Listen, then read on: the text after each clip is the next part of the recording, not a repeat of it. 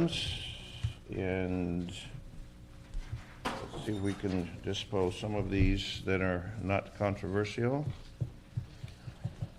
such as number 5 and number 4 and number 3 and number 1. Oh, they'll throw number 2 in there, huh? Well, number 2 is going to have to be discussion. All right, let's bring up number 5 first. We'll go backwards. Number 5. On item number 5, you have a Personnel Department report. This is relative to consolidated reasonable accommodations for the the third quarter of fiscal year 2007-08, and I believe Personnel Department is here to speak on this item. Number 5? Number 5.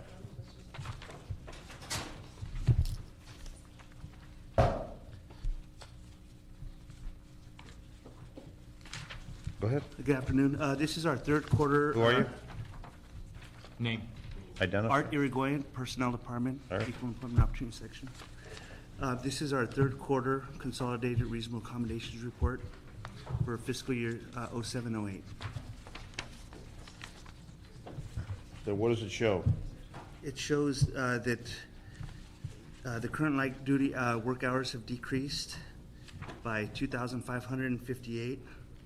IOD saved has increased by $240,442. IOD spent has also decreased by $795,000 and 521. $795,521. And how did you accomplish that? With workers' compensation, we received the report from workers' comp, and workers' comp has been able to do that. No, I'm not asking how was that accomplished. I understand it was received from work comp, but how was it accomplished? We're saving money, keeping people working. By encouraging employees to come back to work through light duty. There's a note here about airport numbers. Department of Airports.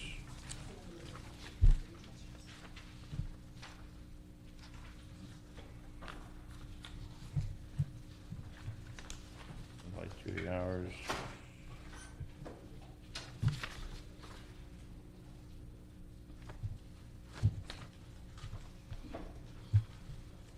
IOD spent 331,000.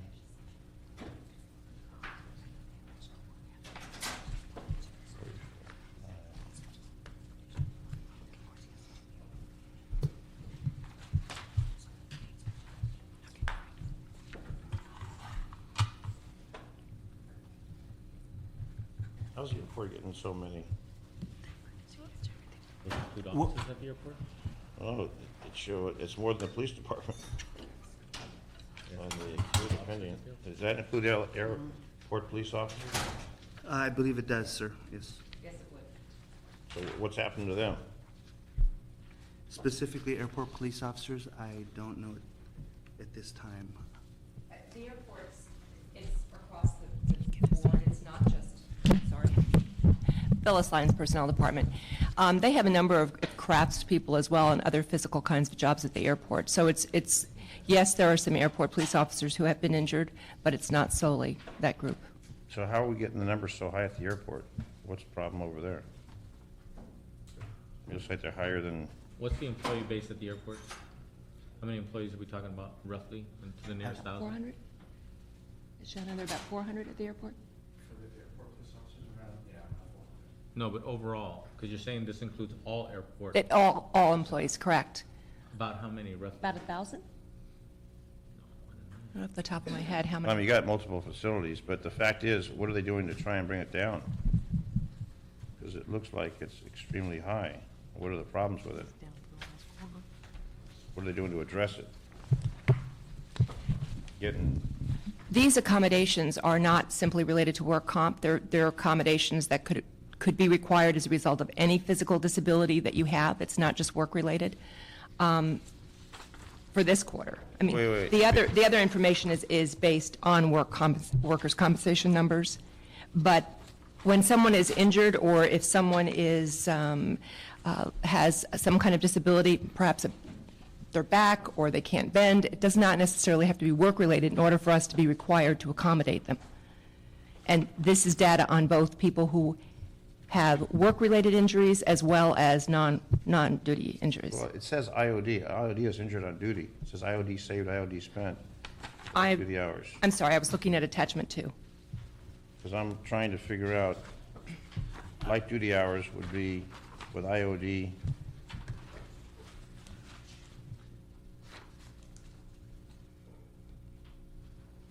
I don't know why it would be the other category, non-IOD, because the whole focus on. Councilmember, IOD. which attachment are you looking at? Well, I'm looking at all of them. I'm looking at attachments. Attachment 3 had 61 at the airport, 43 at the police department. Attachment 1, page 1, attachment 1, page 2, attachment 2, attachment 3. Because work comp has nothing to do with non-IOD, Correct. and everything listed here is light duty or IOD. It just seems it's an extremely high number at the airports. Whatever the problem is, we'd like to find out so we can correct it. Okay, I am not sure what, Okay, I'll tell you what, we're going to continue this matter, so Right. maybe you can find out and come back next time. Maybe bring someone from the airport who can explain those factors for us, give us the specific information. We're going to continue this to the next meeting. Not to put you on the hot seat, but you got the numbers, but they have the information. So maybe the airport can come down and explain and do some little research on that. yes, Councilman. Okay, thank you. Number 4, please. Item 4 is a city administrative officer report relative to amendment number 1 to the 20712 Clerical and Support Services Unit. This is for MOU 3, and this is to provide a salary for the new class of customer service specialist. I thought the city's broke. Well, Susan Harbach with CAO staff. The MOU amendment before you is to set a salary for a class of customer service specialists. These are positions in the Office of Finance that do specialized tax and permit work. The office has had considerable trouble in recruiting and retaining individuals into this class. This amendment will provide for a 2.75% adjustment for those people. These are already city employees? Yes, Is there a reopener? yes. A salary reopener? There's currently a salary reopener for that MOU, yes. Because I find it a little unusual when we're talking about furloughs, layoffs, and approving contracts when gloom and doom is on the horizon. And then I talked to the Daily News, who did some interesting stories over the weekend about salaries and overtime, and I was told that the salaries aren't part of the reopener, that they can discuss all types of other issues, but not salaries. So my question is, if salary reopeners are part of it, since the mayor's saying $400+ million shortfall, furloughs, mandatory furloughs, et cetera, I'm just trying to be honest and fair with everyone. If we have a problem, we have a problem. If we don't, because one day we say we don't have any money, the next day we're given increases. These are revenue-generating positions. I understand that, but we're still paying these people additional compensation, which if we don't have the money, we don't have the money. It's like one day we're broke, the next day we're given salary adjustments. That's my problem. Cheryl Parisi, jumping up and down your seat. We discussed this with the CRA when we did the CRA, Cheryl, and it's troubles me when we're saying one thing one day and another thing the next day. The reopener that was referred to there was an on-point and specific reopener in the clerical unit contract having to do with this particular work group and a discussion about what would be the appropriate salary. The problem that we're trying to address is that these are unique positions that are only in the Office of Finance. They require a higher level of training. There's a 6-month training program so that the newly hired employees come in and begin to learn about the city's business tax codes and other tax codes. And then their jobs are to then enforce and collect. There's been there's been a recruitment and retention problem, so the dilemma is that people are not coming to the classification and they're not staying in the position because the salaries, quite honestly, are not holding them there. The problem for the city is that there's money being left on the table. There are taxes that are left uncollected because there are not enough workers in this unit to do the work necessary. And so this is a very surgical and specific adjustment that is only for this particular work group so that the city can deploy or, to recruit and retain a workforce that can collect all of the taxes that are due. And so this is really one of those efforts that we're trying to focus on, sort of collecting all revenue that's potential. And so again, this is very, very specific. I think there are less than 20, I don't know. 50. It says 51. 51. I don't have it. And I don't have any problem with that. And the 2.75, that's a significant number to keep people in a position. If that is the case, then that, to me, is a reasonable dollar value, 2.75%. But then I go back to say, we give these people 2.75, and then next week we tell them you're going to take a week off during Christmas and New Year's because we have to furlough everybody. See, that's what I'm trying to say. How do we do one thing one day, the next day we're doing something else? There's lack of consistency. If we've got the money, if the water is flowing, then enjoy it. And if it's not, which is what I've been informed by the mayor's office, then we're doing something today, and tomorrow we say, by the way, you're going to get a furlough, Well, which detracts the 2.75%. again, it's just penny wise and pound foolish to take workers who generate revenue for the city out of the workforce, to furlough them for a day, a week, an hour. These workers are as good as gold. They earn more than, significantly more than their salaries by collecting business tax and other taxes that the Office of Finance enforces. And so this is really one of those very important units that we need to focus on and keep staffed at the appropriate level so that the Office of Finance can, in fact, identify and collect all the taxes that are due. And I'm not disputing anything you're saying. I'm just talking about, we give them this, and then we say, we're going to give you furlough days. We meaning the mayor's office. agree with that analysis. We don't. Pardon me? I said that's a different discussion. but- No, it's not. It's a discussion right now that we're saying, we're talking about 2.75% bump, and then we also talk about what the mayor's proposed, a furlough Correct. between Christmas and New Year's. So it's all in the same conversation.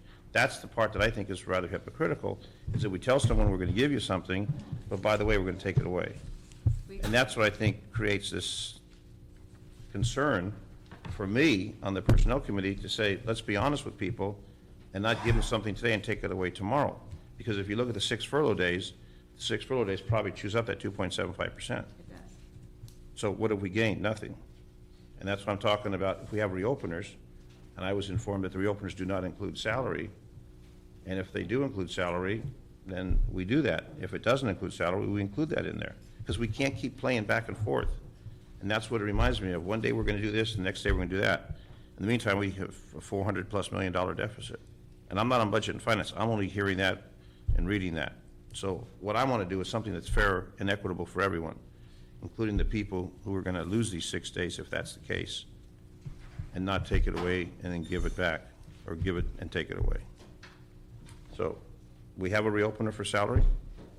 The reopener for this MOU is for the entire MOU. Anything can be discussed, including salary. So if the mayor demands a reduction of 2.75%, then that would be part of that reopener That could be part of the discussion. to meet the budget. But do you understand where I'm coming from? How we don't have any money, yet we're giving away money that we say we don't have? And I'm not the one who runs the city. I'm just saying, from my perspective, when it talks about personnel issues and contracts. And I understand your role is to get the contract done, and the coalition and all the work they've done. But now they're coming back and saying, by the way, we want to reopen these contracts because we have an economic situation that 1% level was hit. We've proposed and are talking to all council members about what we consider to be an appropriate and realistic alternative, but. But ultimately, it's with the mayor and the council that makes that decision, Correct. how we're going to shore that balance, if there is going to be a balance or a deficit. You serve on budget and finance? Nope. Okay. Nothing. Comments from you? Mr. Cardenas? Well, my understanding is that the reason why we're discussing this 2.75% adjustment on this class of worker is because we feel that we'll be able to fill those positions Yes, better because we haven't been successful in the past. that's correct. And these positions are critical to the I know that. performance of that department. Yes. And on top of that, they actually have, when we do fill those positions, we have more money in our coffers. Yeah, if I could, I'm Ruben Munoz with the Office of Finance. The reason we're doing this is because we've experienced a high attrition rate in this class, and we've had a real problem recruiting people and retaining them in the class. What's recruiting, what's contributing to that? Well, the nature of the work. The nature of the work is very difficult. It's, as Susan mentioned, there is a training period where the individuals have to understand, learn, and apply the tax ordinance. What they're doing is they're our first line of defense, first line of service, actually, with the public and with business owners. They staff our call center and they staff our public counters throughout the city. They generate these calls. They access our database, our alley tax database, to determine the appropriate categories that the businesses owe, the money that they owe. Show them, take them through the process, collect the money. So they generate a lot. They generate revenue for the city. And the problem we've had is because the nature of the work is one, dealing with taxpayers one-on-one, through the phone or in person. Sometimes they're irate. The work is complex. We have a problem holding them through really the 6 months that we have them on there. And that's after we train them. So we invest in correct. training them. That's correct. And then we tend to lose them. That's correct. And we need these people because it's a fairness and equity issue. If somebody's paying their taxes without being bothered by this person, we should have people to go ahead and collect the taxes from the other businesses that should be paying their appropriate share. That's correct. And the other thing I would mention is that we do have various cycles through the year when we have tax renewals, where it generates a tremendous volume of calls and visits to our offices. And if we don't have people to staff the call center or the public counters, we need to pull other people in from other department. They're usually higher paid tax compliance officers who are knowledgeable of what they're doing. In the period that in our 2-year period in 2006 to 2007, or 2005 to 2007, we used the equivalent of 14 full-time tax compliance officers as staff. And we're pulling them from doing their job in terms of generating revenue outside to staff these public counters. And unless we figure out how to stop this attrition rate, we're actually spending more money than we should.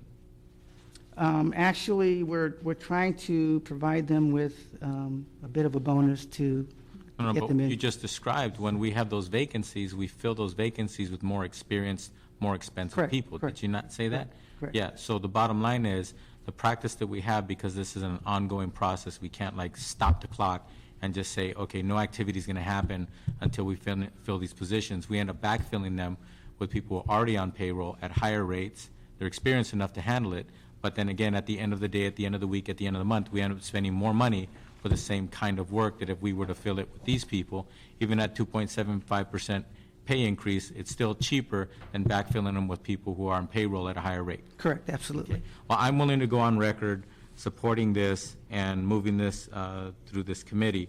And regardless of what anybody else might think, try to get headlines to try to say that this is not a smart thing to do.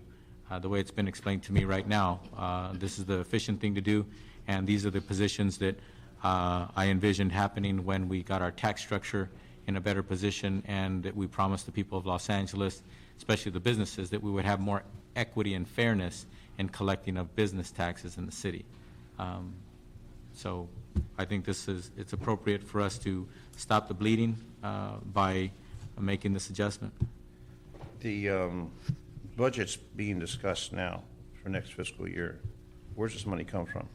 Is this included in next year's budget for that department? I believe General fund, this for right? next year, $76,000. That's already included in the budget for next year for this department? Yes, the department indicated that they could absorb the cost through their budget for 0809. So their 0809 budget Yes, contains this 2.75 bump?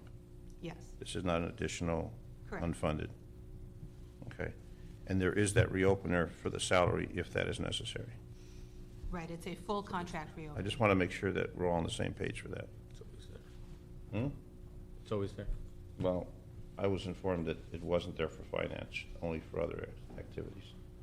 And that's what I'm trying to make sure, so there's no misunderstanding. And I will support this with the understanding of the reopener, if that is necessary to implement. And my reservation is 2.75 enough encouragement to keep someone in that position? Well, And you're talking a $46,000 salary, 2.75 is not a large number at base. well, we're willing to try that. There is a clause, I believe, in the amended MOU that we would revisit the attrition, the trends within a year to come back and see if there perhaps another adjustment is working or if things are okay. So I guess the answer is we'll have to see how it works. Cheryl, Well, you I think mean, that's an incentive to keep the people there? to be really honest, we didn't think it was enough. I'm being honest with you. Okay. And so we, Well, I don't think it's enough to be realistic, we don't think, 2.75 either. we didn't think it's enough. We wanted to set it at 5.5% higher.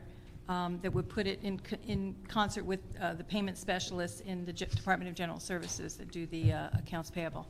However, in light of the fiscal crisis, I think there was, a sense to not move it to the full 5.5. And so, but having said that, what there is in the agreement is that we're going to monitor the recruitment and retention with the ability, again, to reopen on this issue if the 275 isn't doing the job.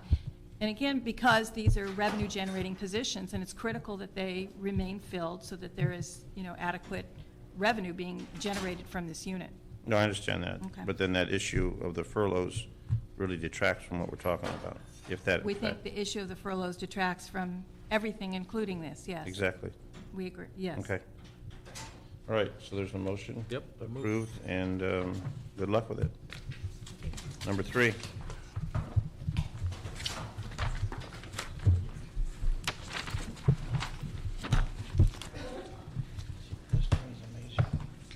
Item 3, what you have before you is the City Administrative Officer report. This is relative to a successor MOU for the Confidential Attorneys Bargaining Unit, MOU 31, for the period of July 1st, 2007 through June 30, 2012. Well, Good afternoon. good afternoon. What are we here Okay. for? Don't be Okay. shy. Okay. Never been shy before. Thank you. I'm Carolyn Cooper, representing the CAO's office. CAO is recommending approval of this MOU. This is a small group of confidential city attorneys. This MOU represents the same agreement that was reached with a coalition of employee organizations. The confidential unit has, at least at the time this was negotiated, 24 employees. It's assignment-based. The main MOU with the same classification has almost 500 attorneys. And as those attorneys are placed in confidential assignments, they end up in this bargaining unit. So historically, this MOU has always been the same as the rank and file other MOU, MOU 29, for the deputy city attorneys. I'll have the same questions that I asked before. Sure. How do we pay for it? We're talking, making a contract when we say we don't have any money. That's what I find so bizarre about this contract, where you're talking, we're going to give people money for a 5-year contract, which I understand the benefit of a contract, but on the other side of the coin, we say we don't have any money. And we're going through contracts right now when we're claiming poverty. How do we do that? In all Well- honesty to the people of Los Angeles. Well, I might add that this contract complies with the instructions from the EERC, and my understanding is that the departments are going to be absorbing any of the salary increases from the successor MOUs that were negotiated. Because I understand the city attorney's office was cut in the budget. Not that the office was cut, but there was a reduction in salary dollars to the city attorney's office? I can't speak to that exactly. I know that there's been discussions about vacant positions being deleted. Because there's non-reps that are working for council offices and other units, June Gibson. I'm non-rep, sir. I know, that's why I said a non-rep, that we're looking for the same kind of package. I thought these were all being held because of the financial difficulties. The non-rep package, non-rep ordinance is being held at this moment. It will be presented to EERC in the near future, but Near future meaning before or after July? Marita? We're not sure. Because June is concerned about paying her bills. And I didn't look your name up online, but I think if you look at Daily News, maybe she's well compensated, I don't know. But the Daily News has published all these salaries, so when people look at that and they say this is what people are making. But the fact of the matter is, when we're talking this type of increment, when we don't have a budget yet for next fiscal year, and this is for July 1st, 07 through July 11, we're kind of like going out on the limb.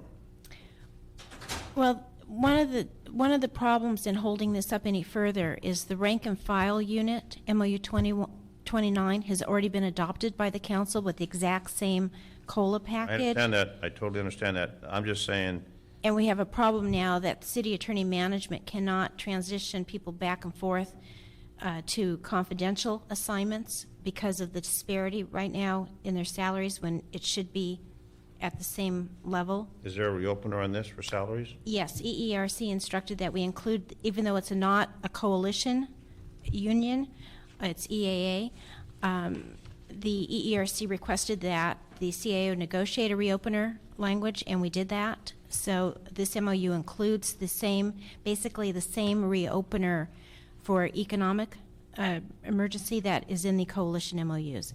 And it actually has a Me Too in it to tie it to MOU 29, which already had the economic reopener language, but was worded for a coalition unit. So that is included in the MOU that's before you today.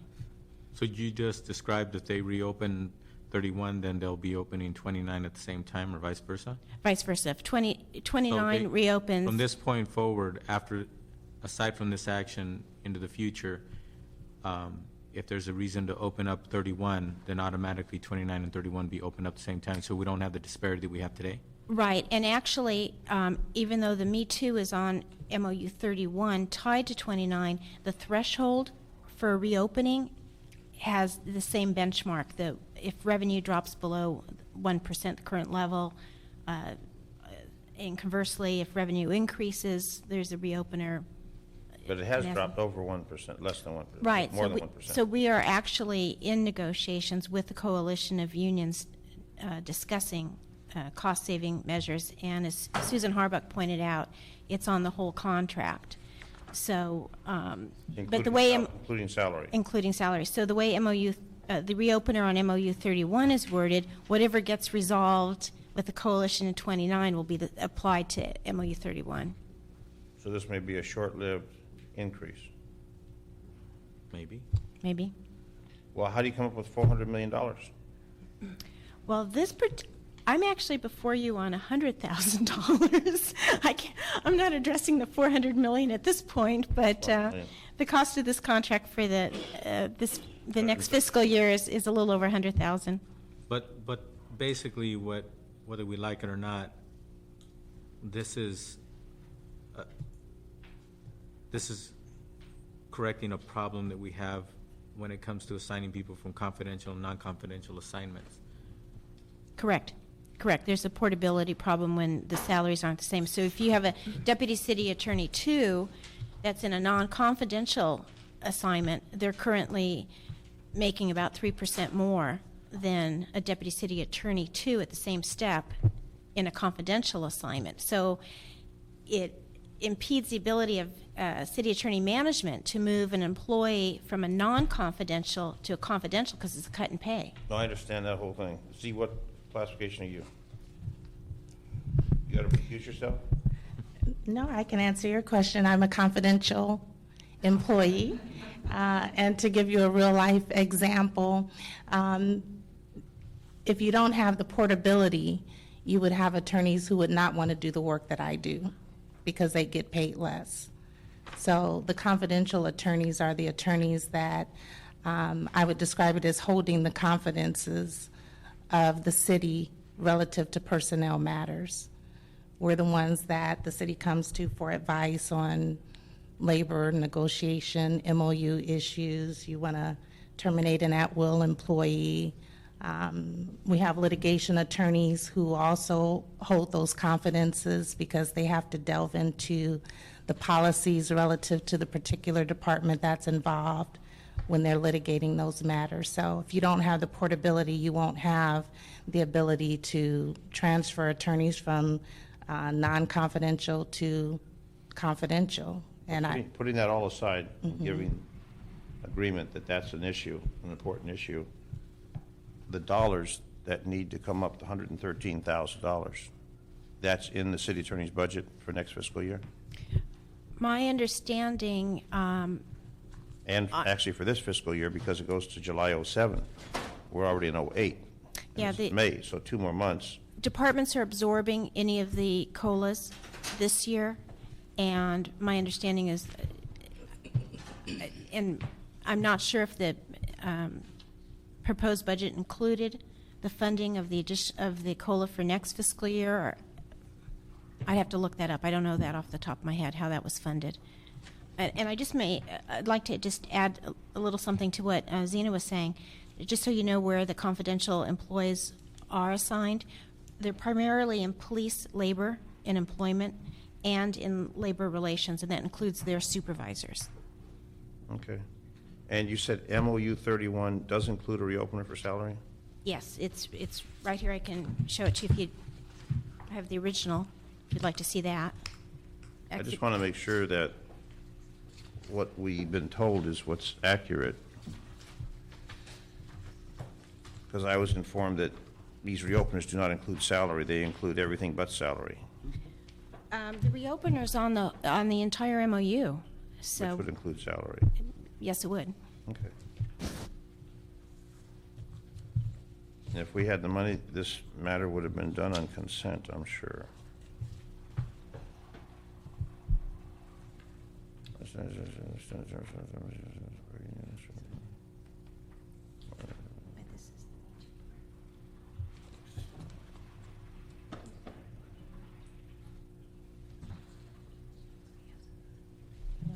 Okay.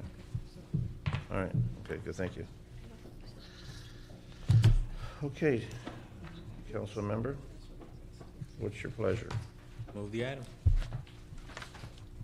We'll approve that with the understanding that there is a reopener. Yep. And for the 07-08, that is coming out of the existing budget by the city attorney's office. That's my understanding, is all departments had absorbed the increases for this fiscal year. So June, maybe you're getting close now. Okay, I'm hoping. Thank you. You're welcome. Number 2, please. On item 2, you have 2 files that are related, You know and what? Maybe we should do one first. Get rid of that one. Quickly. Let's do one first. Get rid of one. okay, item 1 is a personnel department report. This is in response to your motion as well as Mr. Smith's. And this has to do with the number of city employees filling vacancies in proprietary departments through transfers from council-controlled departments. Shannon Pasquale, Personnel Department. What we've provided to you is some information specifically on the number of employees that have actually transferred from council control departments to the proprietary departments for the last 2 months. I just want to make one amendment. Since this report was written, we had 49 approved. We have subsequently approved an additional 7. So there's a total of 56 transfers that have been approved thus far. It looks like Department of Water and Power takes the gold award, outpacing all other departments. electric, craft helpers.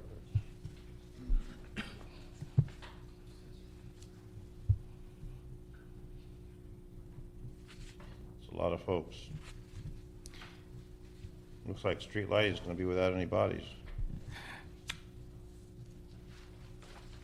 That's salary savings, They're gonna hire people to fill those spots, so, general fund salary savings. yeah, if we don't fill them. Okay.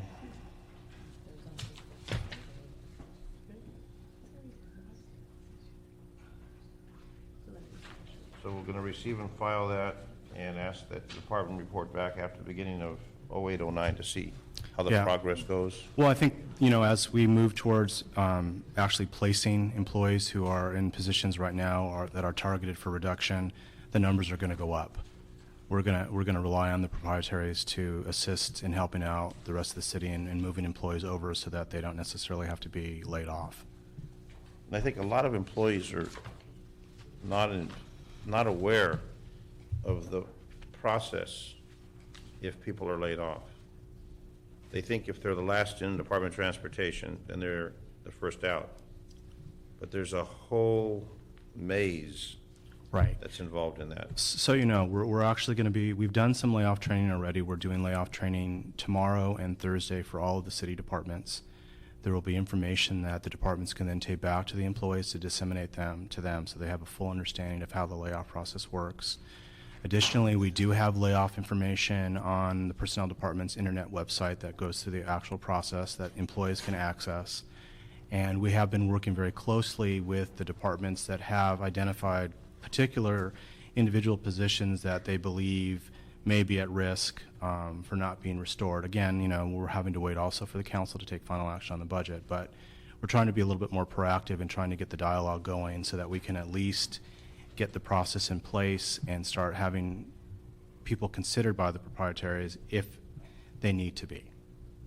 So we are in the process of getting information to everyone so that they will have the information, and that includes information on benefits and everything else. So we're moving towards that direction. So do you find it a little bizarre that we're approving multi-year contracts for certain departments and talking layoffs on the other side of the fence? I'm not going to comment because I'm also non-rep. I just think it's bizarre that we do that. So people who get into the city, they think they have a job in permanency and civil service or a non-rep, that you're got some stability in the workplace, and then all of a sudden, the comments I'm hearing and reading is that this multi-million-dollar lack of funds is going to mean either contract reductions or layoffs. I mean, that's the word we're getting. Well, And now you say you're trained, which is no surprise to me that you were training people about the layoff process. well, we need to because it is a somewhat complicated process, and departments need to understand exactly what it is that they're going to be responsible for and what we, the personnel department, are responsible for. And like we've said before, we've been working on this since at least January of this year, and probably even starting in November of last year, where we started having the dialogue in terms of what we needed to do internally in the personnel department to get ourselves ready to be able to process this stuff should the need come. And hopefully it won't happen, but we got to be Well, prepared. again, with the placement, we believe we're going to be able to be pretty successful in trying to get just about everyone placed so that no one would have to hit the streets. There are a number of positions that we may have some difficulty with, but we are going to try our best to make sure that we try to get everyone in a job somewhere in the city. Okay. All right, so we'll receive and file that and get a report down the road. Thank you. Sure. Shannon. So our final item number 2. For item number 2, you have 2 files that are related, and both files contain city administrative officer reports as well as city attorney reports, including a supplemental that has been given to you and you should have with you. And this has to do with the need to hire additional staff within the city attorney's office to assist with May date litigation. It also has contract agreements as well as staffing. Okay. Shall we start?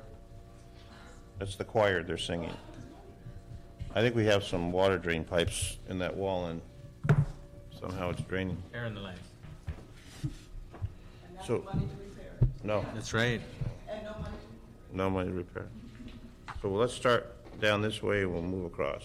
And the mayor's office is here, I understand. If you want to come forward too? You don't want to come forward? Sit in the back, okay. Go ahead.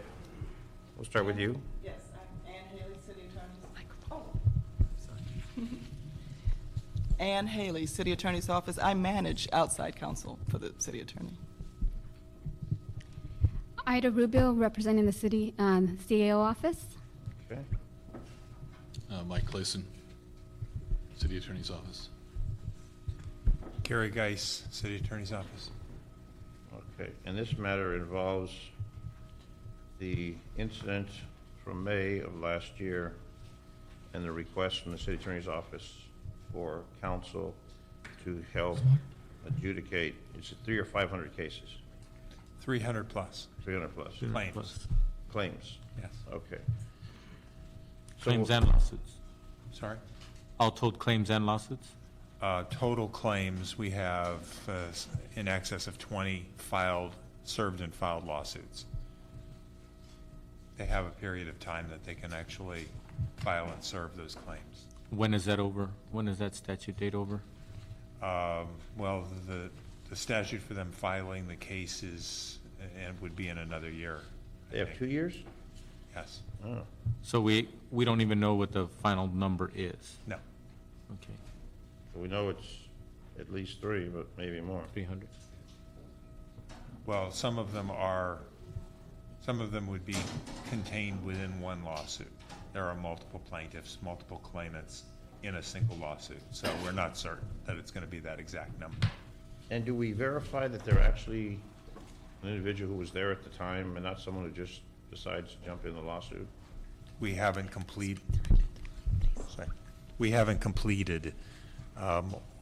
or in some cases even started it, because if it's a claimant, there's insufficient information to find out whether they've actually been there. It's only through the discovery process that we can begin to determine whether or not they're on a security camera or something. And actually, if I may to that, I'm sorry, Gary, but in a very interesting case, there are a couple of claims from people who were not in fact present that day, because their claim is that their First Amendment rights were abbreviated because they were watching on television and were afraid to go to the park. So, I mean, that's a very interesting and unfortunate claim that we have. So there are some claims from people who are not even. But the thing is, Mr. Chairman, is the thing that bothers me about the dialogue going on around this issue is that nobody has clarified to the policymakers in the city, at least on the record that I'm aware of, that there is a need to have either outside counsel or more city attorneys to even handle what we should be doing literally today. Are we putting off any potential work because the council and the mayor have not decided if we're going to afford you more personnel or if we're going to afford you the opportunity to hire outside counsel? We have been continuing to ask for continuances from the court in order to establish who would be representing the city, whether it be outside counsel or internal counsel that's hired for the May Day cases. So if the city attorney's office didn't have to go to the council and then the council make a decision then subject to the mayor's signature on budgetary matters, be it more money for outside counsel or more money to hire more bodies, then perhaps some of the work that there might be more work that it would have been done on behalf of the city to date? Well, that work has been stayed. It hasn't been delayed, it's been stayed. So the court has, although it's losing patience with the city. But what's the reason why we've been asking for the stays? We would have asked for them. Because we do not currently have the resources to handle 300 claimants. You answered my question, but you answered it in a very complicated manner. The people of Los Angeles are listening to you. And every time you answer in that complicated manner instead of basic English, you allow yourself to sound like this is too complicated and it's not that straightforward. I think it's very straightforward. Let me ask the question again. If the city council and or the mayor would have given you the authority, in other words, the financial resources to hire more bodies in-house to handle these cases, or given you the financial resources to hire outside counsel already, then would we have done more work on these cases instead of asking for these stays to this Yes. point? Yes. Yes, correct. Correct. Okay, so you're dependent on us to a certain degree in order to get your work done in a certain time frame. Is there any nexus there? And Okay, let me ask you sorry. in more plain English. If the city council, if the mayor hadn't vetoed that $210,000, what would be happening today if he would have just signed it instead of vetoing it? The cases that were served and filed would have been sent to outside counsel. There probably would have been 2 or 3 firms because we now only have several cases, and those attorneys would have been making appearances in the court. Excellent. So some work would have been commenced? Yes. Okay.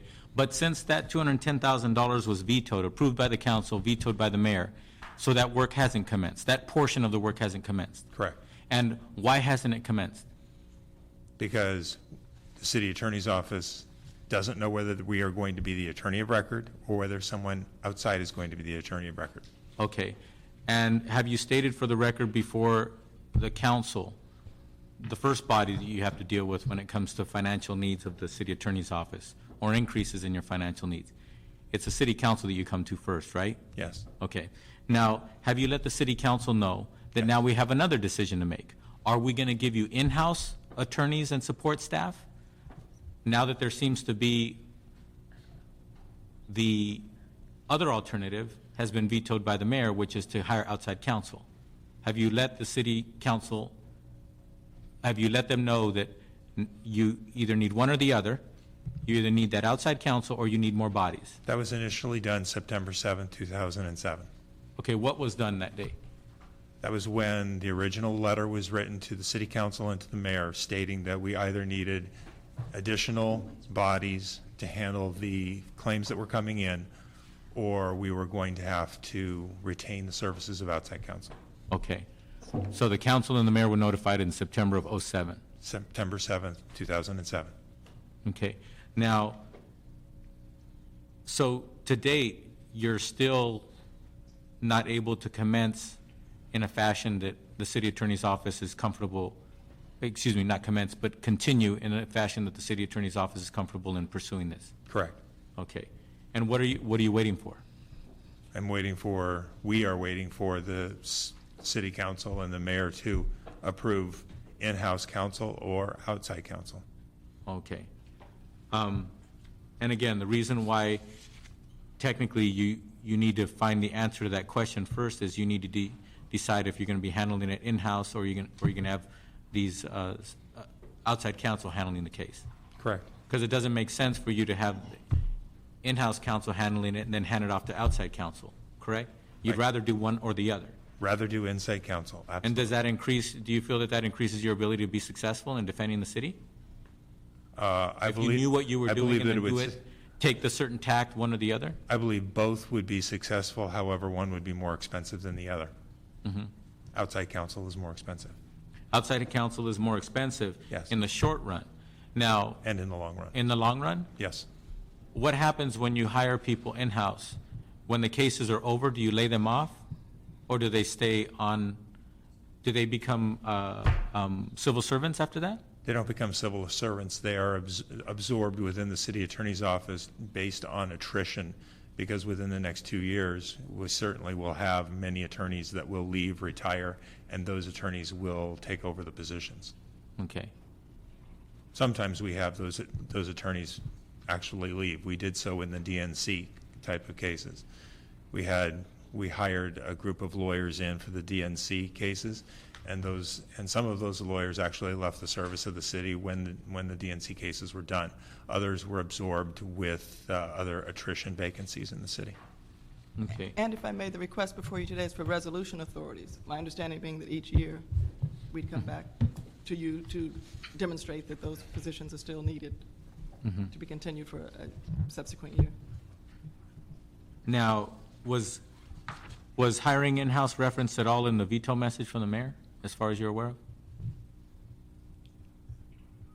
I don't think it was. There was nothing in the mayor's letter that referenced in-house hiring. It mainly addressed the $210,000 for the outside counsel law firms. Okay. So the mayor didn't remind the council or the city attorney's office that they were in fact aware that there were two options that were presented to the council and the mayor in September 7th, 07, correct? September 07. That is the correct Yeah. date, yes. So that's when the city attorney's office said, these are our two preferred methods in which we want to address this issue of this workload. That was the initial, Yeah. yes. So in the veto message, the mayor did not remind anybody that he was aware of that other option. No, the letter just basically addresses the fact that he's agreeable to working with two outside law firms to assist with the Mayday litigation. But it does not address the concern of in-house staff. And is that veto message referring to between now and July 1st, or is it long-term? Because there's two components, right? There's between now and July 1st, which that $210,000 was addressing, correct? Correct. Outside counsel between now and July 1st of '08, Correct. not the entire cost. Correct. The Long- funding, if the positions were approved, there is no funding currently in the proposed 08-09 budget. What we'd like to do is work with the CLA's office and the city attorney's office to identify some possible funding for those positions if it is approved. For what positions? For the attorney positions. How many? There's 4 attorney positions and 4 support staff positions. And that's what's before us on this That's item, in the correct? report that's before you, yes. But the recommendation from the CAO is to approve recommendation 1.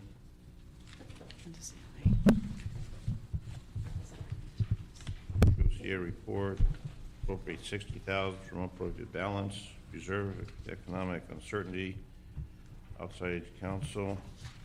And they've got recommendations basically supporting.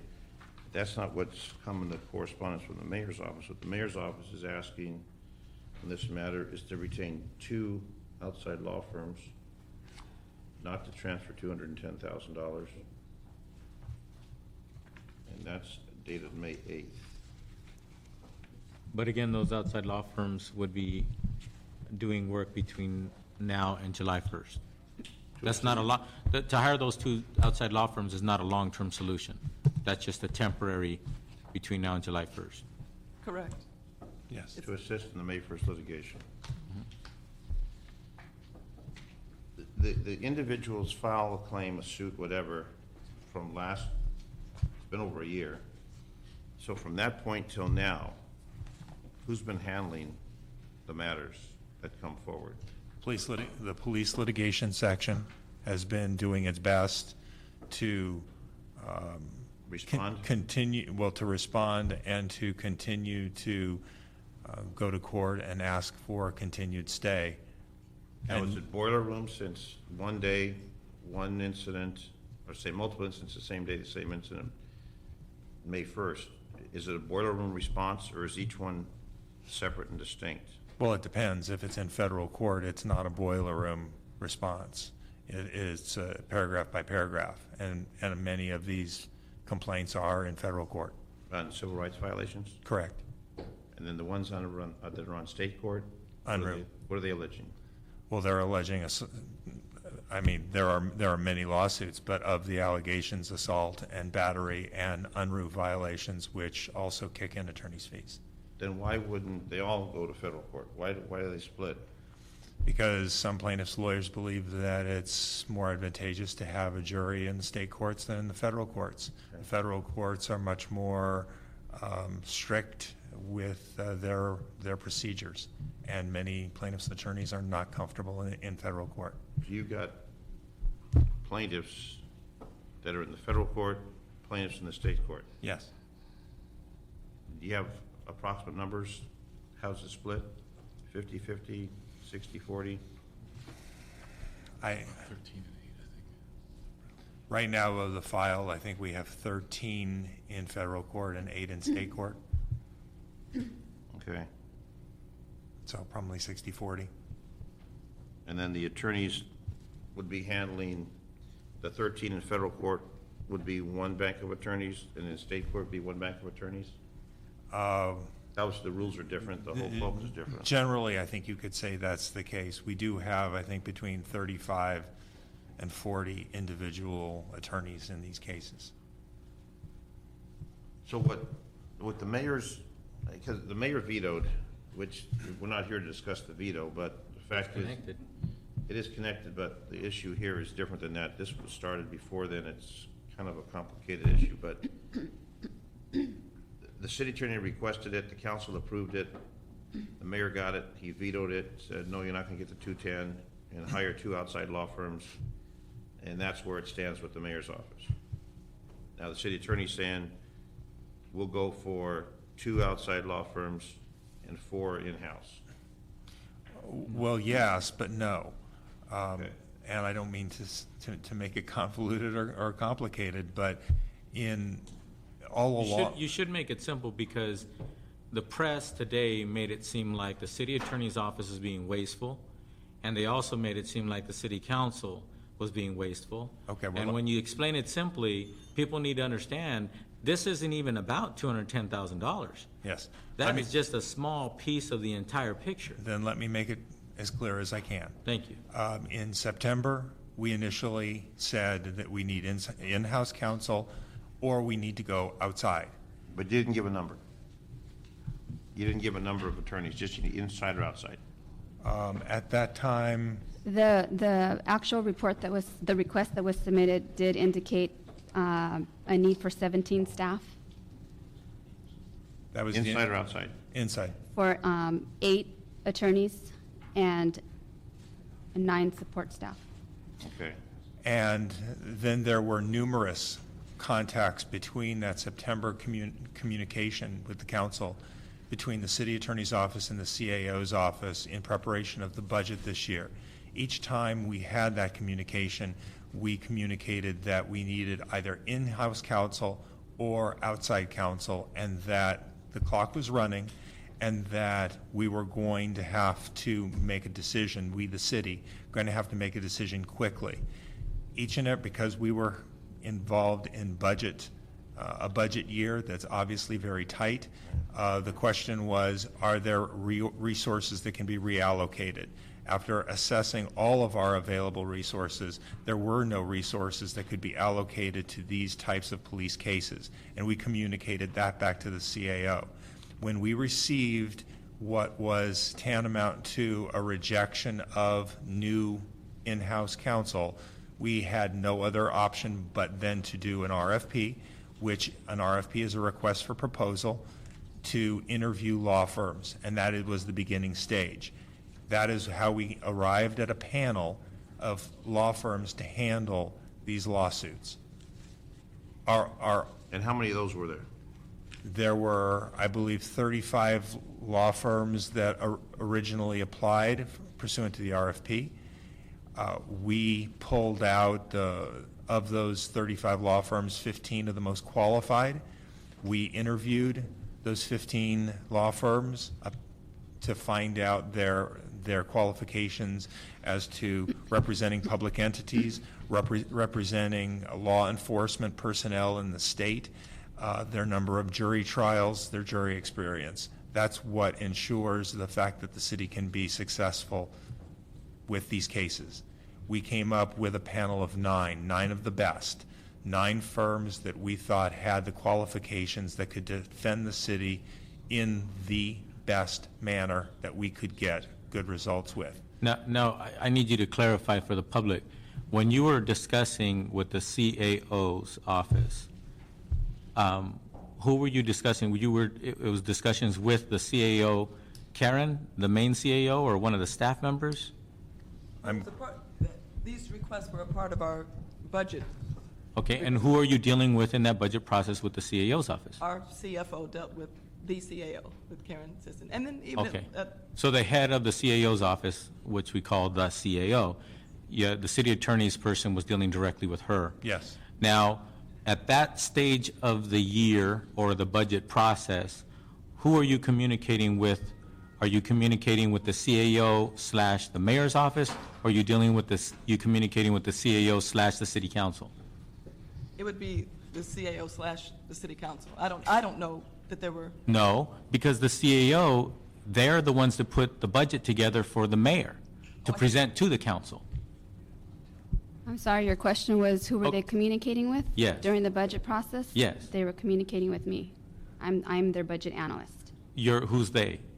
city attorney. City attorney. So when you were dealing with Karen directly.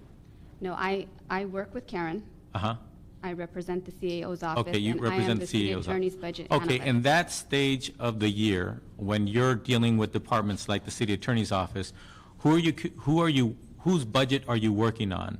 Are you working on a budget that is being prepared by the CAO for the mayor, or are you working on a budget that is the budget that the city council requests for you to prepare for them? All of the departments submit their budget request in December. So in December, we received the city attorney's budget request. And in that budget request, they did ask for additional. But they just said they had multiple communications on this item with the CAO's office. They initially submitted a written request in September, as he stated, and then in their budget request, which comes in December, they also again asked for the same thing. So there were 2 times that they did that? Yes. Okay.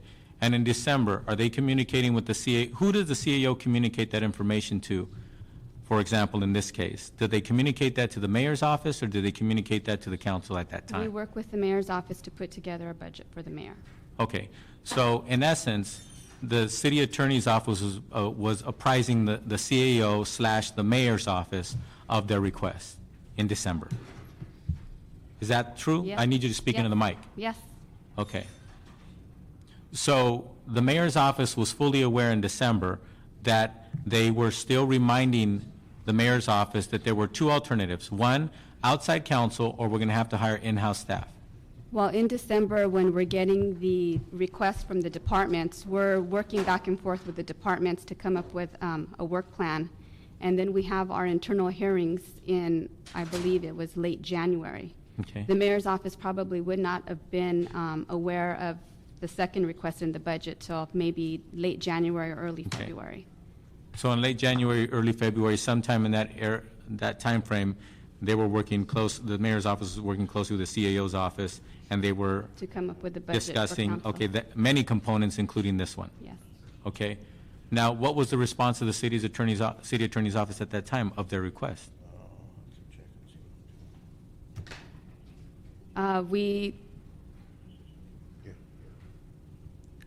We put together Take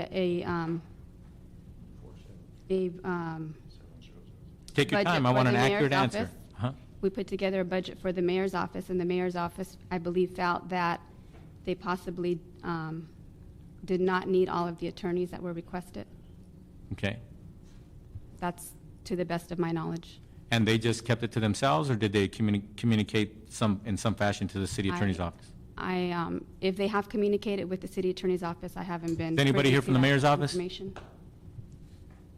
Don't be shy. Is anybody here from the mayor's office? That's my first question. You know what my second question is going to be? Are you able to speak on this matter? First of all, is there somebody here from the mayor's office? Yes, but not at this time. Okay, I haven't asked the second question yet. The second question is, can you speak on this matter? Not at this time. Who in your office can speak on this matter? We have the budget hearings that are going on right now. This has been addressed during that process. Well, come and speak to the mic, please. Since you're answering my question, even though you're not answering the second one, which is fine, can you please come to the microphone and answer the question, please?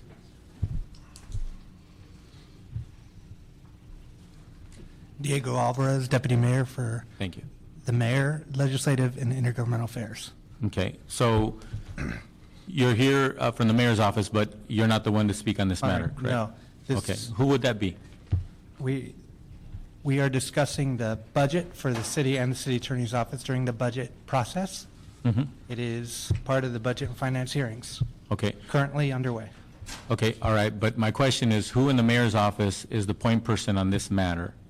That would be Sally Choi, who is our Okay, thank you. budget deputy mayor. Okay, so is Sally Choi in the building today? She is, She is? So the mayor's office didn't anticipate this debate going on today? not in this matter, not specifically on the budget for next year because it is being handled by the Budget and Finance Committee. We expect to report on it tomorrow. Okay. Thank you. I don't have any more questions because you clarified that you're not the person Sally is. Thank you very much. Appreciate it.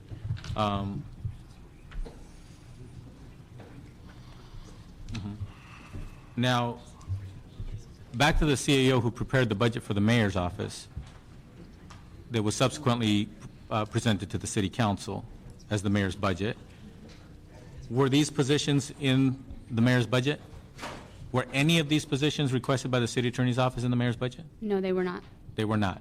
So was the alternative that was presented in September of last year, reminded in December, and then apprised to the mayor's office sometime in January, February, was the alternative in the mayor's budget, such as outside counsel?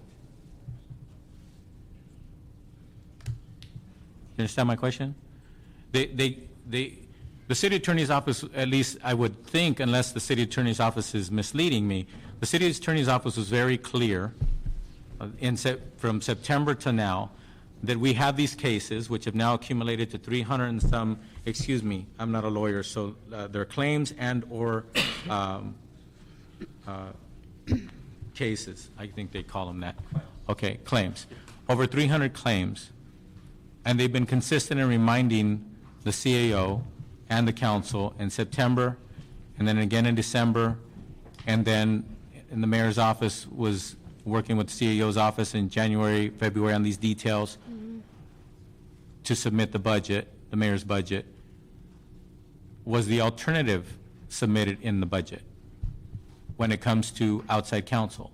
Well, we made a request for $6.8 million for all of our outside counsel needs in our budget request for next year. That request was based on projections. We have our current law firms fill out budget. We have budget projections on all the firms. We included a projected speculative request for May Day. Our budget, what we were allocated in the budget for outside counsel usage was $4 million.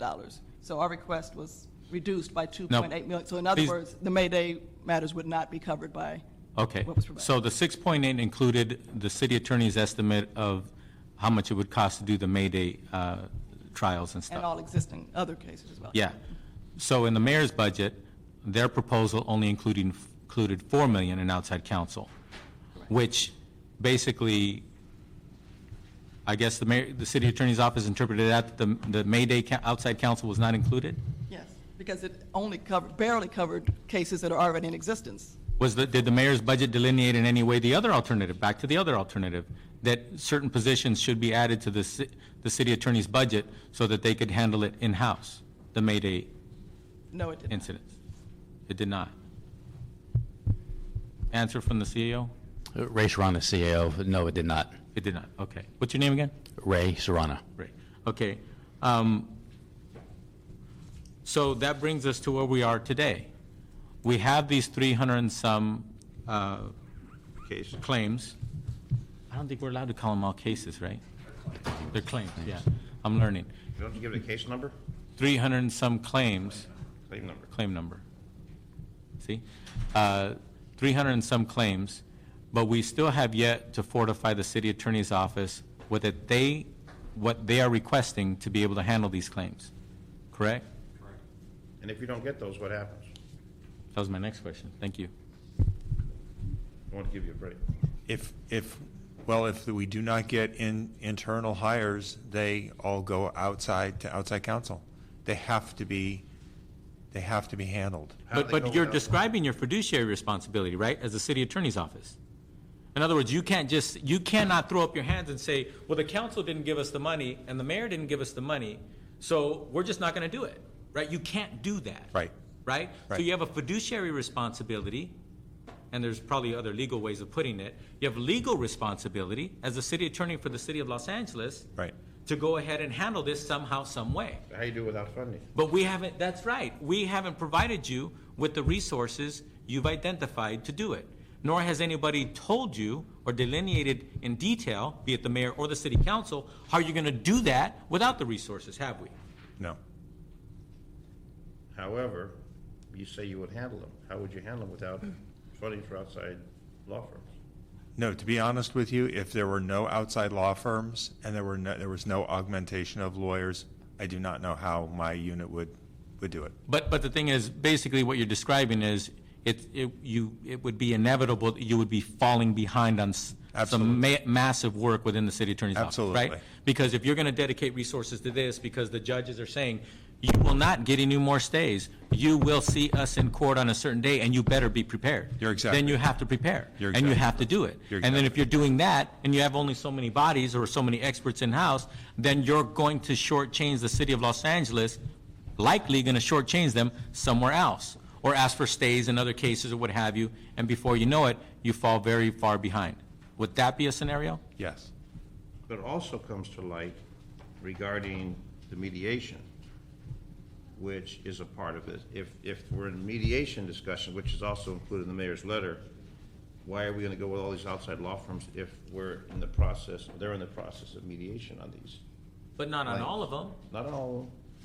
But the initial request was denied, but we're trying to come up with a number that will work to benefit the city attorney's office that has to clean up what occurred on May 1st. While they weren't a party to it, while they weren't involved in it, they have to clean it up. The legal issues, the liability, the claims, the payments, et cetera. Police department steps away, city attorney steps in and takes over, and hopefully comes up with something that won't cause great disruption to city finances. That's the responsibility that you now bear. Yes. Because of what occurred. Yes. So what we look at is to say, you've asked for something, the mayor said no to what the original request was, so now we're faced with, what do we give you, the city attorney's office, to do the job you need to do on behalf of taxpayers? Or you strip everybody out of criminal courts, you strip everybody out of civil courts, and say, okay, now we all have to do this. Now those cases go by the wayside. I mean, you've got 500 attorneys, but you got real estate attorneys, you got this, you got all these things that are going on. So when the police department has a problem, they can muster up some personnel, they can muster up some detectives for a short term, but it doesn't last for long term. We're hearing this is not going to happen overnight. And with all due respect to land use attorneys, which I have a great no- deal of respect for, I don't think if I were a police officer, I would want to be defended in federal court by a land use attorney. I agree with you. And so. I'm saying you got bodies, but there's different categories. Exactly.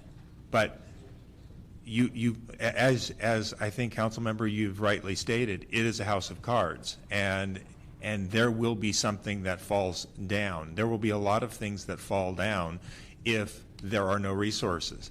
So you've got two law firms that we suggest approving, those two law firms that the mayor has also suggested, and I would also suggest that the CAO and the CLA's request for the additional funding for the lawyers go through. That way, I'm sorry. The in-house lawyers. In-house lawyers. That way, the amount of work that goes to outside lawyers would be very, very limited. And the entire part, you mentioned mediation.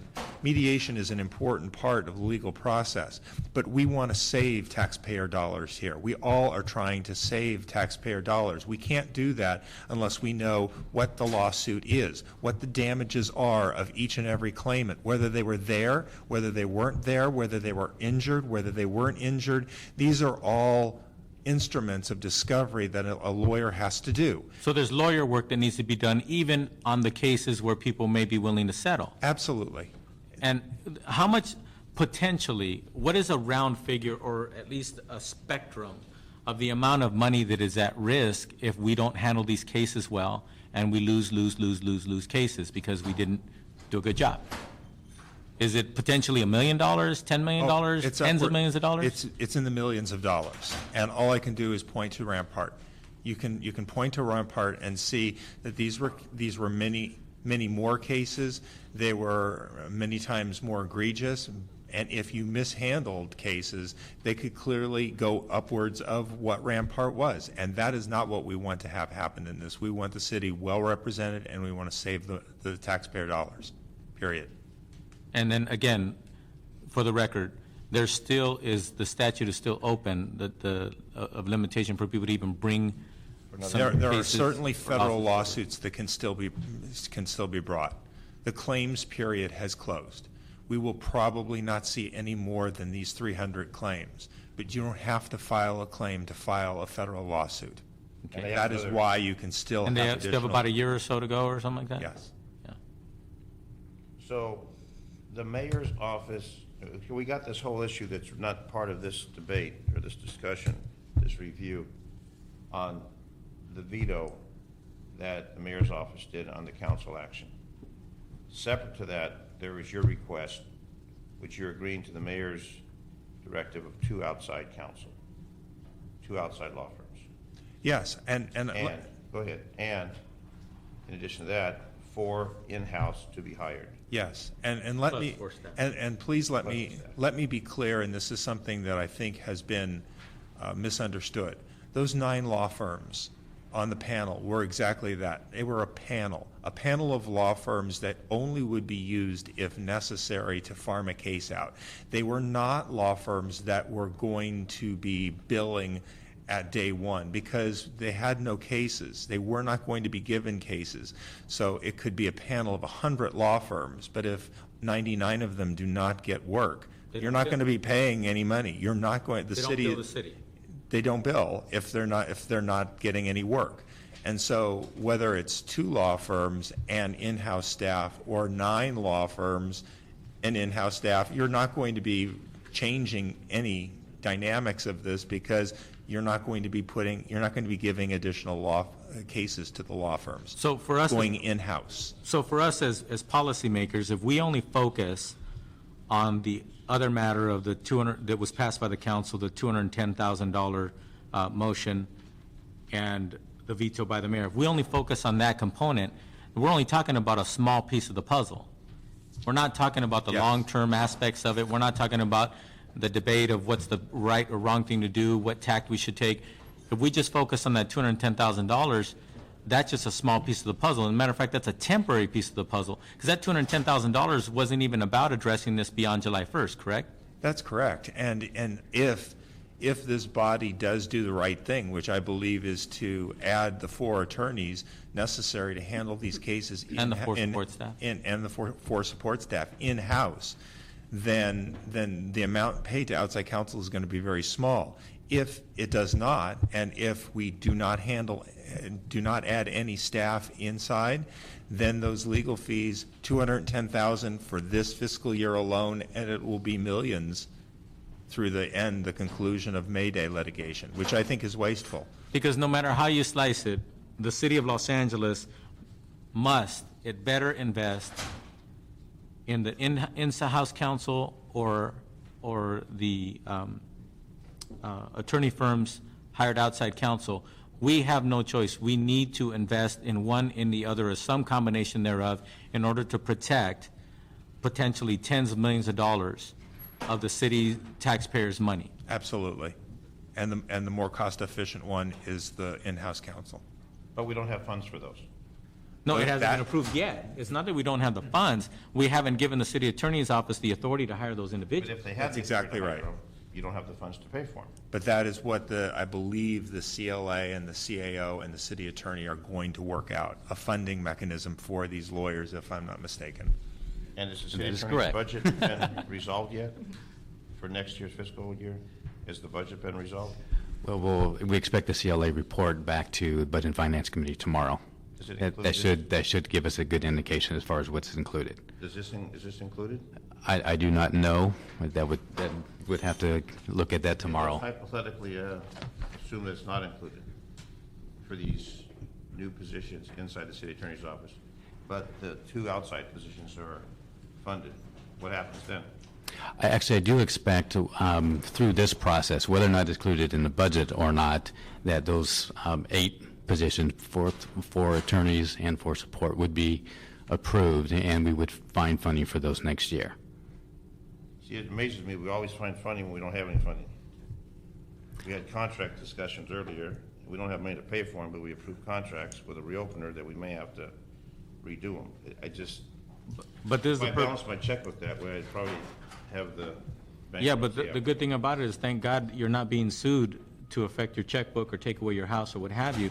But that's the awkward thing about the city of Los Angeles, a city of 4 million people, second largest city in the country, the most litigious state in the union. And so we have to deal with these matters. And if we don't fortify our city attorney's office or respect their opinion, then the bottom line is, I'm not an attorney. I'm not going to recommend to the city attorney's office how many attorneys they need. I wasn't trained as an attorney. I don't know anything about it, and I'm glad that I seldom have attorneys in my life, no offense. Because usually if you hire an attorney, it's because somebody's suing you or something. So, yeah, it's not a good thing. Let's remember that the city attorney's office did ask for 9 law firms to assist in this originally. No. Asked for 9 law firms, not that they were all going to be selected, but asked to have a panel Big that difference. they could select from. And that's where the mayor said, no, that's excessive, and we're not going to do that. But he said, I'll go for 2. No, the mayor vetoed not 9 law firms. The mayor vetoed $210,000 He vetoed $210,000 item that was sent on his desk. Into contracts with 9 law firms to assist May 1st litigation.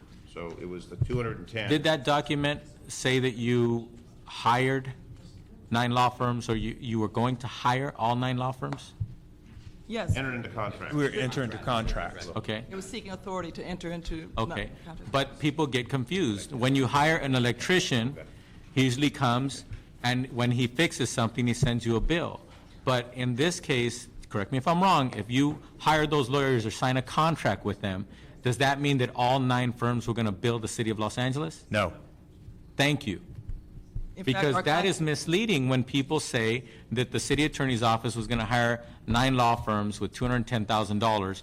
It leads people to believe that all of a sudden 9 law firms, month after month, were going to start billing the city of Los Angeles. And you corrected that on the record and said, we may have only hired 2 or 3 or 4, right? Correct. But it doesn't mean that you're going to get billings from 9 law firms. No, but what it states, and what the letter says, signed by the mayor, is he vetoed the action from the council to transfer $210,000 from the UB reserved for economic uncertainties, and to authorize the city attorney to enter into contracts with 9 law firms to assist May 1st litigation. That's what it says. $210,000 to enter into contracts. Now, it doesn't mean those contracts will be carried out, but you'd have a contract, and you pick eeny, meeny, miny, mo. He said no, but what he did come up to say at the end is you can have 2 outside law firms. Now what you're saying, we're happy to take the 2 outside law firms, but in addition, we want to have 4 in-house and 4 staff for the in-house. That's what we're discussing right now. Yes. Now, And you that's- vetoed that, we say thank you very much, we go along with the 2, but then we're debating about the 4 in-house that you say you need, that you say you're going to find somehow funds to make it happen so the city attorney can carry out their responsibilities. That's So correct. we could support that and send that to council, and the mayor will say, I understand, but thank you, I'm going to veto this, because I don't think you need the 4 inside. I think the 2 outside will work. Now we have the merry-go-round. What point do we finally all come together and say, what are we going to do to give the city attorney the resources they need to carry out the responsibilities, without the mayor saying, this is an expenditure that we don't need, we can't afford. I'm trying to bring this thing together, so all the parties, because he's not going for the 4 outside according to this correspondence, he's just going for the 2. That leaves you with this other question about the 4. And that's the item we have before us. That is correct. It's taken us a while for us to get to this stage, and I think our belief and our recommendation is we move forward with the 2. The city attorney has agreed that they can move forward with the 2 attorneys, but they also need staff. And, we see it, this is a risk mitigation, and I think it would be prudent upon us to provide them the resources that they need in order to follow through on the claims and the cases that have been filed. And who's going to pay for that? Actually, I think we've identified a source of funding within the city attorney's budget to fund those next year, Even with the cuts that's been, even with the cuts. okay, so what we can do is we could say you get your 2 outside, and that we approve the 4 that you're asking for, with the condition that no additional money is forthcoming, but somehow the CAO, CLA, I would, $9 in the budget to make that happen. basically, I would ask Of course, it you, doesn't talk about the 2 outside counsel firms at $60,000, does it? It does. it actually, yeah. And I would perhaps maybe add a recommendation to ask our office, along with the CLA and the city attorney, to report back on that funding for next year. Because well, since we're at the threshold of getting budgets resolved this week, and they have to get done quickly because July 1st approaches, and we just approved 2 contracts for 2 Yeah, separate 40 and the 20. organizations, Okay. somehow money seems to appear. When we're talking about liability with the city, we're concerned about that. What I think, the mayor's obviously concerned about the expenditure of dollars, we're concerned about that. City attorney's concerned about how do we get out of these cases resources. without bankrupting the city, multi-million-dollar settlements. We know what's happened in the past. We know what happens if we go to jury. When the chief of police says, you know, we erred, that's great for a defense to say, or for a prosecutor or a plaintiff to say, hey, the chief of police says this. What do we do then? How do we then defend that? I don't know if you have a lot of grounds to go to trial when they use the comments and what the police department admits was done wrong. That doesn't give you a whole lot of leeway. But then, whatever you can do to get a settlement, to get those cases put to rest, and then everybody walks away saying, okay, this is what we had to pay, this is what the bottom line was. But now you say you need staff for that, and I think that, I just don't want this to go back and forth, that we approve something here, it goes to council, council approves, the mayor says no, and now we go through the veto process again. I want to see this thing get resolved so you can get what you need without the mayor's office and his concern about the budget coming in and saying, I don't support that. I only want you to get 2 and nothing else. Do the others inside. We want to make sure that that doesn't happen. Not that we can prevent it from happening. Exactly, because that's always his prerogative, and it's our prerogative to override a veto, it's our prerogative to But go I don't ahead want to get in and a fight write with new the mayor's statute. office on something that I think is necessary and important. I'm sure he thinks it's necessary and important. But with the original request was for 9 firms or whatever, which I guess was, or 17 firms, I forgot what the number was. 9 firms. 9 firms. It was originally 9 firms. 9 outside. But it was originally 9 firms if they weren't going to be hiring the 4 in-house attorneys. So, 17. well, it's There were been 4. down to 4 It lately. was a pool. Yeah, 4 and Well, 4. there was something, what was the 17? I remember. That was back in September of '07. That was September 7th, '07. 17 staff. Yes. That was set 17 inside, Yes, staff and support. Right. So now it's down to 2 firms outside and To take us 4 through inside. July 1st, right, right? right. And then the in-house new staff, hopefully they're in place, will take over as of July 1st, '08, and carry it forward. Well, that's why it's so important for the authority to go forward, because we because you have to go hire obviously have to hire them. We have to get resumes, and Yeah. we have to interview, and we have to have them give notice and come on board. And it seems as Which though, you have almost exactly 45 days. right, exactly. So this goes to council Wednesday, Of next week? and I will not be here Tuesday, and Mr. Reyes asked that I go Tuesday. Yes. Would Wednesday work for you? Today's, We'll start interviewing Thursday. now, we could do something. Instead of Wednesday. Well, I'm not here Tuesday, Mr. Reyes isn't here Friday, so we're trying to work it out. Yesterday would have been the best, but, but we'll Yesterday take, was- I know, but we'll take whatever we can get. The council president sets the agenda, so We we'll can expect to see this on next Tuesday or Wednesday, because I'm not sure if Ed Reyes is going to be here on Wednesday. Nobody asked Mr. him. Reyes said he would be here on He Wednesday. will be here on Wednesday? He told me personally he'd be here on Wednesday, so we'd like to do, and that. Mr. Zung, I'm sorry. Yes. I'm assuming I'm going to be saying what Mr. Hernandez is going to say. This matter has actually been referred to Budget and Finance as well, so it can't go directly to Okay, so they'll decide when it council. goes to the floor. Right, and so what we're recommending is that, Go there. excuse me? When's it go to Budget and Finance? Well, you know, we're trying to work that. Councilmember, tomorrow the CLA will be presenting the budget to the Budget Finance Committee, and then hopefully it'll come out of that committee, and the full budget will be presented to the council on Friday, and we expect the deliberation on the full budget to begin Monday, and hopefully we'll be done with it by next Wednesday. So I know this item has been brought to the attention to the council leadership, and they're trying to reach some kind of resolution. So it might be part of tomorrow's presentation to the Budget Finance Committee, and then forwarded as part of the overall budget on Monday. All I wanted to present to the committee is that it will be part of the overall budget deliberation that'll be going before council on Monday. Now, what would be ideal for us, though, is there had been some discussion of bifurcating, splitting the two things up. If you could approve today the 2 law firms, which the mayor is in agreement with, we could get them started. I assume Councilman Parks might waive that because he's already approved 9 law firms. We could get the 2 law firms on board and then deal with the funding for the. Okay, so we have agreement? On the two? So we'll separate the items, as in the issue of the two law firms, which comes with $60,000 in funding. We'll move that item as, It was approved. Our- We'll get you the two today. Could I also, let me clarify, I just want to make sure we do Just, this just to right. make it clear, what you might want to consider is to approve the city attorney supplemental report recommendation number 1, Number 1, okay. which addresses the two outside law firms. Mm-hmm. You will also need to provide controller instructions, specifically transferring $60,000 from the unappropriated balance into the city attorney's outside counsel account. For those two firms. Yes.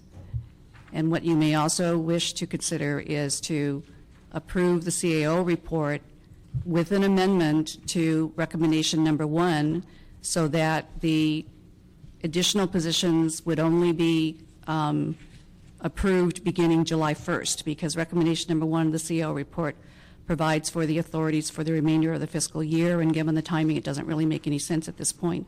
So approving the authorities will enable the city attorney's office to begin the recruitment efforts, so that when funding is determined, which we will report back to Budget and Finance on, the city attorney can then have them on the payroll beginning of the fiscal year. That's right. Makes sense. Okay, so we're voting them through as 2 items?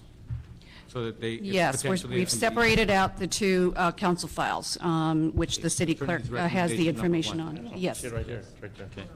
And the second file will be the rest of the report. I have another question. That what happens to the cases and the workload if only the 2 outside firms are approved and the 8 positions are delayed for approval during the budget process? What happens then? well, I would imagine every case then that comes in will have to be given to the outside law firms, which will increase the amount that you're going to be paying next fiscal year for outside counsel fees. Because we will not be, the Because courts. we didn't account for it the in the courts 4 have- million that potentially Right. seems to be in the budget. And the courts have lost their patience with us asking for continual stays, so they will be going forward. What judge is handling this? I believe on the federal side, it's Magistrate Worley. Go ahead. It's Federal Judge Matz on the federal cases, and on the state cases, I don't remember.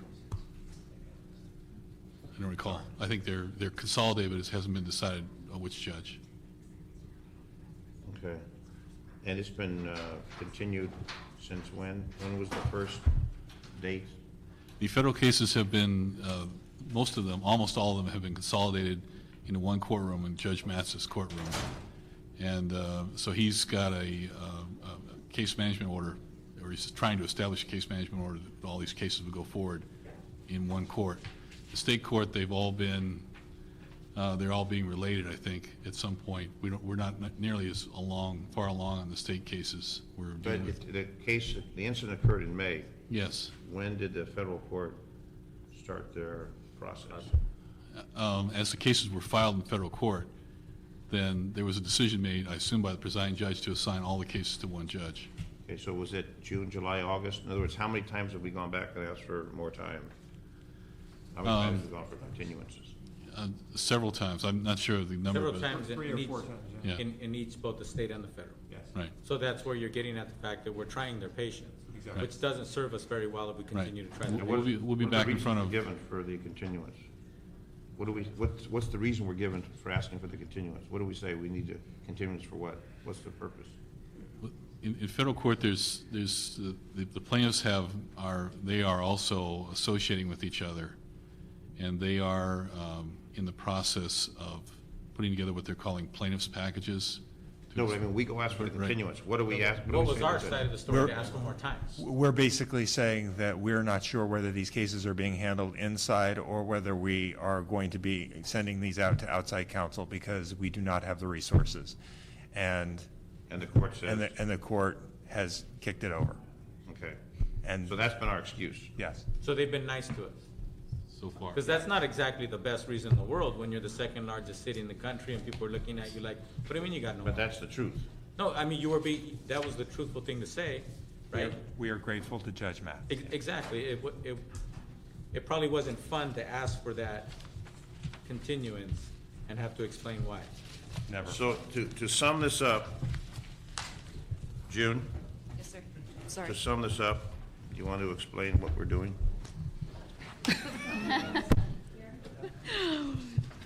Okay. So everybody Are you asking for my suggestion as to Well, no, what we action already- should be We already taken? decided, I just want to make sure we all have the same directive. Okay.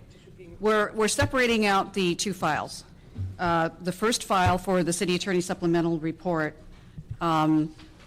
we're approving, I'm assuming that the committee is approving recommendation number 1 Yeah. For the two outside. for the two outside. You're also putting into the record the need to transfer $60,000 from the unappropriated balance into the city attorney's outside litigation account. And the committee is also considering approving the CEO report with an amendment to recommendation number 1 so that the term of the resolution authorities would begin July 1st through June 30th of 2009. All right. Okay. Moved on one and moved on the second. Gary, anything else? No, sir. I see you're consulting with your counsel. Yes. God help. I would be very cautious of that, counsel. Pardon me? In terms of scheduling this item in council, that would be coordinated with the CLA and the appropriate council offices. Right, right. That'd be good. I know Mr. Reyes has said that Wednesday would be good, correct, Mr. Barry? He did? Oh, good, good. And Wednesday would be fine if we can do that. All right, thank you. All Are done. we adjourned? Adjourned.